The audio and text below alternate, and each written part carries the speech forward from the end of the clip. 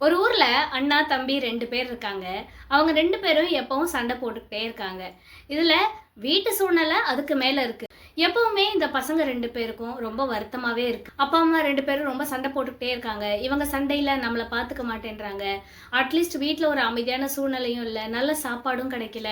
காசு, பணம் எல்லாமே இருந்தும் வீட்ல நிம்மதி இல்ல, அமைதி இல்ல அப்படின்ற ஒரு கஷ்டம் இருக்கு.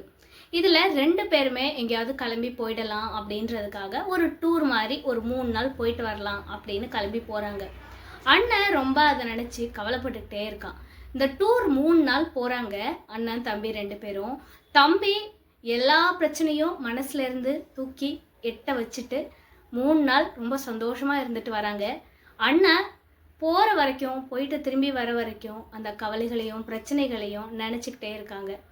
இப்போ போயிட்டு வந்ததுக்கு அப்புறமும் கூட அண்ணனுக்கு அந்த பிரச்சனையெல்லாம் தீர்ந்துதானா? தீரவே இல்ல. ஆனா தம்பிக்கு ஒரு தெளிவு கிடைச்சது. என்ன பண்ணலாம் அப்படின்னு. முடிஞ்ச வரைக்கும் அப்பா, அம்மாவ கூப்பிட்டு உட்கார வச்சு பேசி பார்க்குறாங்க. நாம பசங்களா இருந்து என்ன பண்ணணும் அப்படின்றதையும் யோசிக்கிறாங்க.